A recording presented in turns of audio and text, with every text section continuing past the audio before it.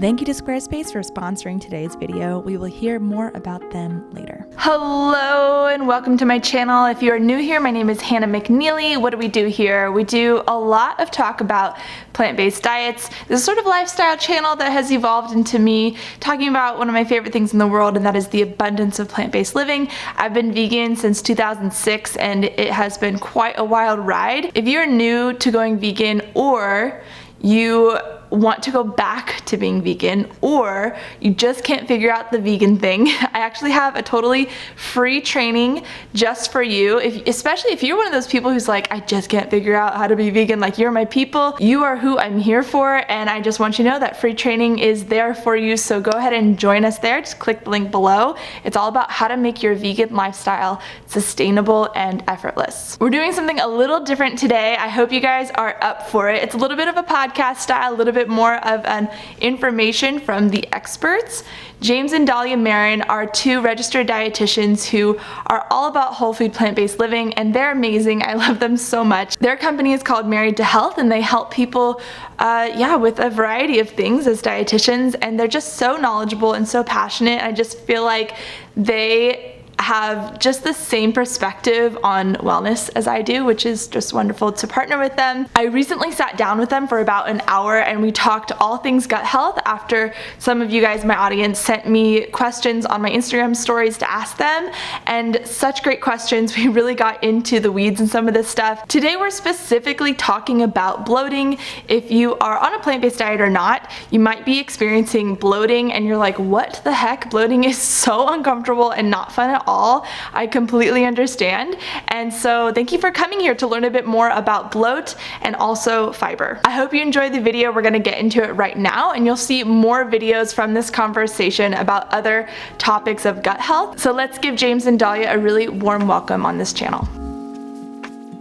We have James and Dahlia Marin from Married to Health here. You guys are registered dietitians, right? Yes.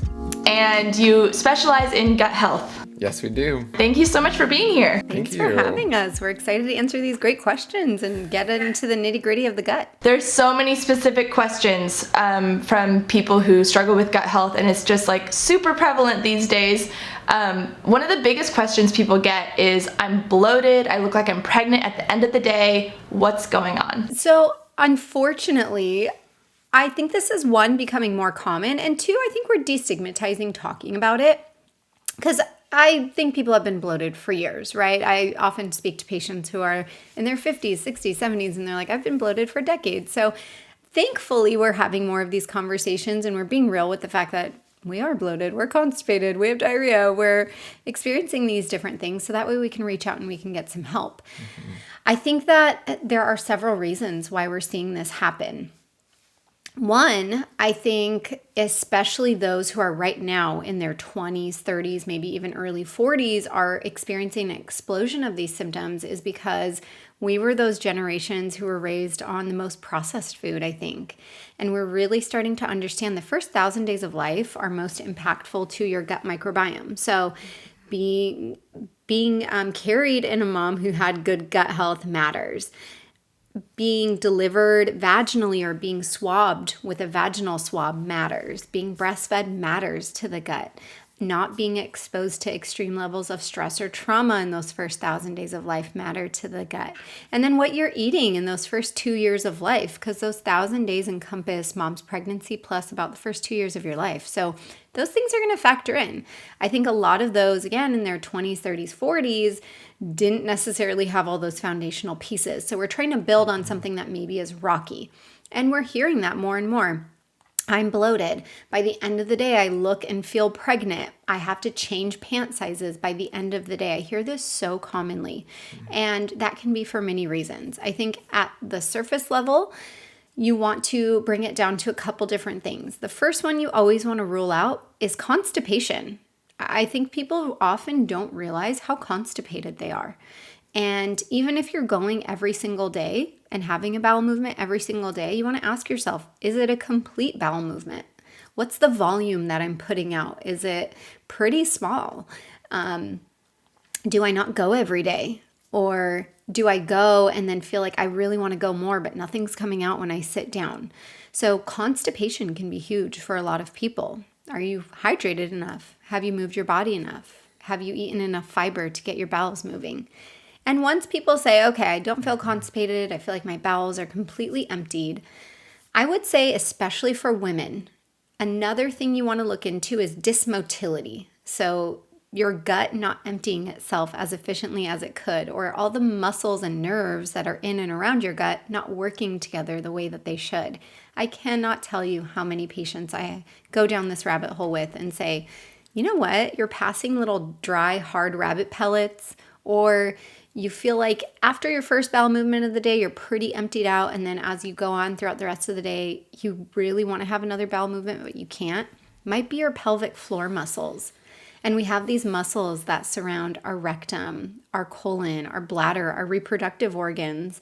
And I read an alarming statistic the other day that 1 out of 2 females who have a pregnancy, whether it's vaginal delivery or C-section, will experience some type of prolapse, whether that's a uterine prolapse, a bladder prolapse, some type of pelvic prolapse where the muscles are basically poking through or sagging down. And they're not going to be able to work and move the way that they should if there is a prolapse present.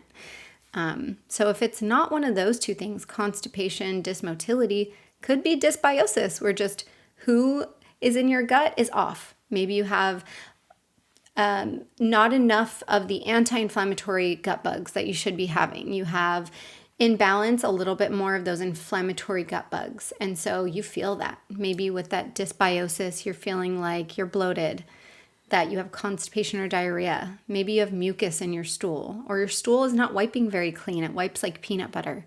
Maybe your stool doesn't stay together when it's in the toilet bowl and it kind of just falls apart. So you want to look into those different factors and rule those different things out. With those things, leaky gut could come. But those, I would say, are going to be the big things with people who experience that level of bloating, where it's every day, it's extreme, it's to the end of the day. And of course, those can lead you into other things like SIBO, small intestinal bacterial overgrowth, and other diagnoses, but really you want to get to the root of those. And for that, we would recommend definitely a private session with a qualified dietitian to get to the details. Because just like you're saying, I think a lot of, I really don't love the message, go plant-based, you'll heal all your issues. Because it's misleading, it's not true. It can really upset people a year down the line where they're like, hey, I have this issue come up and I'm fully plant-based. Guess what? There's so much more to health than just what's on our plate. And eating plant-based is such an amazing place to start. And I know we all, this is why I love working with you guys, because we're on the same page. It's so much more complex. Like, you listed about 30 things that it could be connected to. Yeah, and that's why, and that just to add, I mean, that's why it's so much deeper. Like, it's easy to go like, oh, I'm bloated. Oh, I just started eating more plants, so it must be the plants, right? It's like, it's not always guilty by association, right? It would, if we use that logic, we'd say, oh, firemen are starting all the fires, because everywhere there's a fire, there's a fireman, right? So it's like, no, that's not always the same logic you want to apply to nutrition, right? Just like it wouldn't work in that scenario. So I think as people become more conscious on their health journey and with their nutrition, they tend to eat more plants. And as they're making changes in a healthier way, your body tends to unload certain things it's been protecting you from. And just to make it clear, just so that we do, symptoms are a good thing, right? You want symptoms. Like, not that you want them. I mean, obviously it'd be great if you didn't have symptoms and you were healthy and thriving. But if you're not healthy and thriving, symptoms are your body's way to communicate to you. And you want to take it as like breadcrumbs, right? As like you got lost in the forest, and symptoms are your breadcrumbs to get back to your beautiful home or your little farm that you got lost from, right? And go back to your beautiful homestead, or you're healthy and thriving in your wonderful garden. So that is essentially what you want to do. You got to follow those symptoms.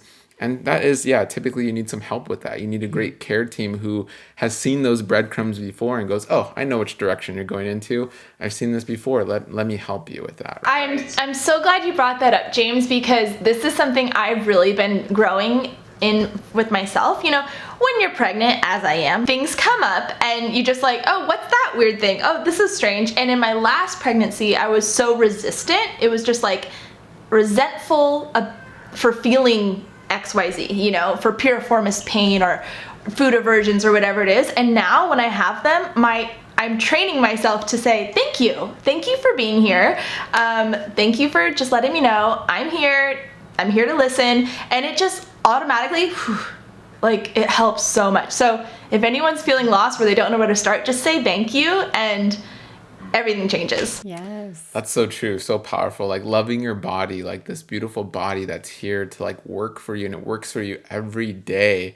And just, yeah, taking time to sit with it and thank it. And even, I know in like yoga a lot, the yoga teacher we have like makes us thank our knees and kiss our knees. Like, thank you, knees. And we thank our body. It's just these little simple things that can go a long way. Yeah. Because your body's not broken, right? Like, your body's working exactly as it should. We just need to tweak some things. The next question I want to talk about, and this is a really common one, is that people go plant-based, or at least just more plant-based, and they have a lot more fiber in their diet, and they're going, I cannot handle this fiber, everything is changing. So what is your recommendation for that? Yeah, I know with us, and especially Dahlia, it is kind of a low and slow method, right? A lot of us are different depending, you're talking millions, billions, depending what country or state you're living in. And, everyone is different. So you do have those people that go, I went vegan or 100% plant-based like overnight, and I feel great. And then you have those people that are like, I've been struggling for 3 years incorporating more plants, and I do at least what, this is what we hear from these patients. Like, I do everything right, and I'm still struggling with XYZ or bloating or gas or you name it. So it's really just taking your own approach with it. And in general with fiber, if you are starting from a place where you did not have a lot of fiber, which is frankly most Americans, then just take it slow and slow. It could be adding a tablespoon of something new. It could be adding half a cup. It could be adding a cup. Just take it day by day, week by week. And just to clarify, by fiber, you don't mean the powdered white stuff in your grandmother's cupboard. You mean dietary fiber from kale, lentils, beans, potatoes, apples, and just whole plant foods. Whole plant foods, exactly. And just really quickly, just like we have essential amino acids, essential fatty acids, why they're called essential is that we have to get them from our diet. Other amino acids and fatty acids we make in our body from other products. So with fiber, that is the essential carbohydrate. We can synthesize other carbohydrates. We cannot. Our bodies cannot synthesize fiber. We're not plants. So we have to get fiber from our environment, aka eating all the foods you mentioned and more. Yeah. And there's different types of fiber, which I think people don't often realize. They do immediately think fiber, kale, and apples, right? That's a lot of the imagery that comes to our minds immediately.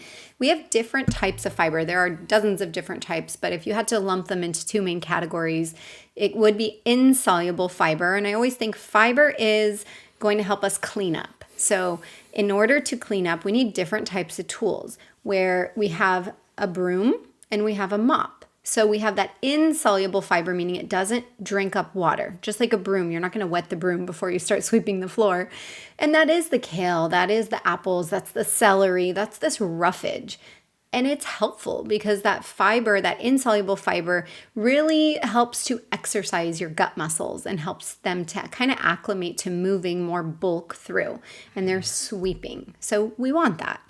We also have the soluble fiber. So soluble fiber is your mop. That's going to be things like beans and legumes, whole grains, starchy vegetables like potatoes or peas.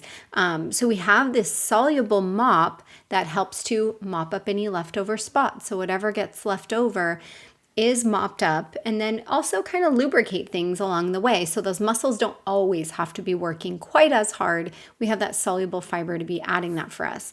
And just like James said, you're not going to go from eating a standard American diet where, only about 3 to 5% of Americans are eating the recommended amount of fiber to then saying, I'm a high raw, vegan overnight. Your gut will not feel very happy. And I see on the flip side, when I have people come to me and they're like, yeah, I went keto for a little while, or I was, on the Atkins diet and my gut felt terrible. I was so constipated. Again, they're not eating very much fiber. So you want to get that back up low and slow and not really overdo it so your body has time to acclimate. And it's not just how much you're adding it, I always like to also give this tip of think of what forms you're adding it in. So there's ways to break down fiber, no matter how much you're eating. I always tell people try to layer on ways to break it down. When you freeze fiber, fruits and vegetables, and even beans and grains, the ice will burst apart something called cellulose, a type of fiber in there. And that helps to almost pre-digest it, if you will. It helps to break down that fiber. So maybe you're adding in a tablespoon of frozen broccoli, if you're new to broccoli. So it's not just broccoli, it's frozen. It's been broken down. When you cook things, it's going to break down the fiber. If you want to even go further, pressure cook them to break it down more. If you're blending things, that breaks down the fiber. For whole grains and beans and nuts, you can soak them beforehand, and that breaks down the fiber. Or even pickling things will break down the fiber. So you can think of it that way as well of, okay, I did try to go low and slow, but I still was not feeling well. Go low and go more broken down. There's no shame in that, in blending things, cooking things, freezing things, soaking things. Yeah, and it's almost perfect because then mentally it's also easier, like it's just easier. It's socially, it's easier with your whole lifestyle that you're trying to shift. Like it's easier than saying just like throw out all the non-vegan food and go vegan, That's it for this video. I hope it was educational and inspiring. And again, if you're just getting really pumped and inspired and ready to get your vegan journey on track to make it sustainable and effortless, and you want to feel good and thrive on plants, go ahead and click that link below for my absolutely free training. It's just for you. This video is brought to you by Squarespace, my favorite website building platform that takes you from A to Z in the website building process without ever hiring a designer. Connect with your audience and generate revenue through gated members-only content, manage your members, send email communications, and leverage audience insights all on one easy-to-use platform. Create a community on your Squarespace website with a fully integrated commenting system, use their powerful blogging tools, and manage inventory. Squarespace is my preferred platform because it's incredibly easy to use, fully integrated, and the result is a beautiful website that you can call your own. Go to squarespace.com for a free trial, and when you're ready to launch, go to squarespace.com/HannahMcNeely to save 10% off your first purchase of a website or domain.